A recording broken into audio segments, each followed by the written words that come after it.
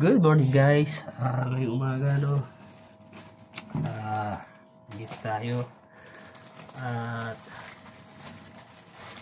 nag-request ang aking mudra na gusto nyo raw kumain ng bayabas, yung malutong daw bago. So ito, nag-harvest tayo ulit. Ito malaki. Medyo alangan yung size nito kasi magkakasama to sa isang sanga o tangkay. Kaya ayan, para, yun ang sinasabi ko doon sa mga previous natin na mga videos na ano ba gusto mo doon sa bunga ng bayabas mo, di ba? Kung gusto mo ba siya, pag sabing quantity, madami. So ito, madami kang na-harvest ay isang sanga, pero maliliit siya kasi nga nag-aagawan sila dun sa nutrients na nakukuha nila dun sa sanga na pinagkakapitan nila. Hindi katulad nito, ito solo lang sa isang tangkay, siya lang mag-isa, wala siyang kasama. So ang layo ng difference, di ba? Kung laki yung pagbabasihan mo, ha, laki. Pero pag pinagsama mo to, kasi itong tatlo, para din siya isang ganito. Pero kung sa mata kasi ng akong magbebenta ka nito o doon sa yung gustong kumain, mas nakakatuwa tignan to dahil ang laki na kanya, di ba, solo, kaysa dito sa madami nga siya pero maliliit tignan. So yun ang kaibahan niya. So tatandaan nyo, kahit anong klase ng prutas, kung gusto nyo ng mas malaki yung makuha nyo na bunga doon sa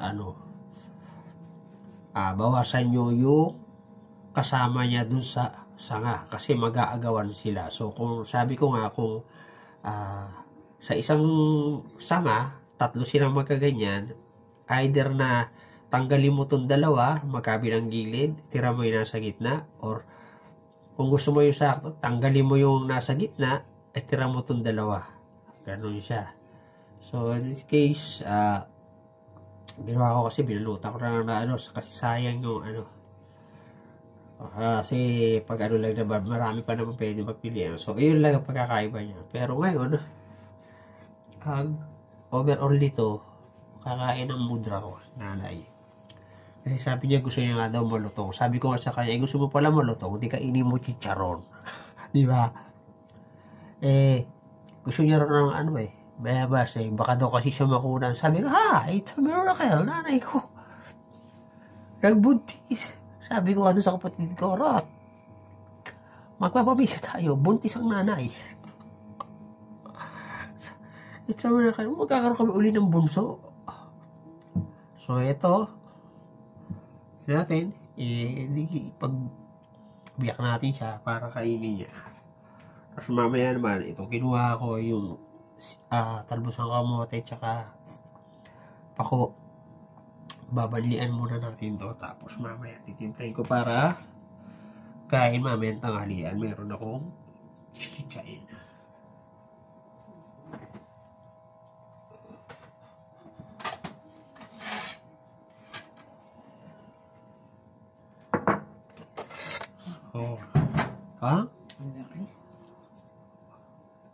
Solo kasi yan ito.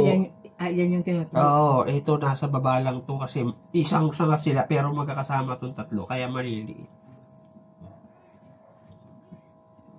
Yung malaki na yun yung tinutusukan mo. Oo. Tataka si ate. Kasi ginawa ko, dinoblihan ko nung isang araw ng plastic kasi maliit na yung plastic niya. Kaya hapon, nilagyan niya uli ng ng walis tingting. Nalagyan ko na ng bagong balot naman. Pwede nang hindi ilagay yung walis tingting. Ngayon, magtataka siya. Wala na yung walis tingting. Wala yung bunga. Hindi ko sinabi na doon sila sa loob ni Justin yung ginagawa Hindi niya alam, kinuha ko na yung bunga. Ha? Wala.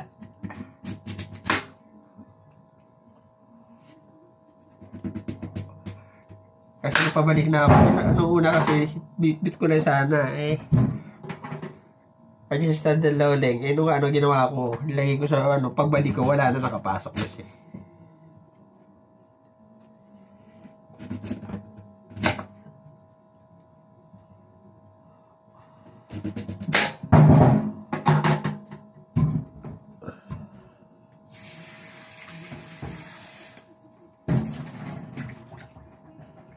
So, ayan. Para bibigyan natin kay mother.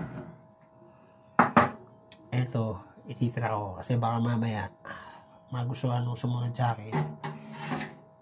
Baunin sa trabaho. Kasi panggabi yun. Kasi pag alam ng mga kasamahan niya, maraming bunga yung bayabas. Tapos may nang masipag magbalot ng bunga.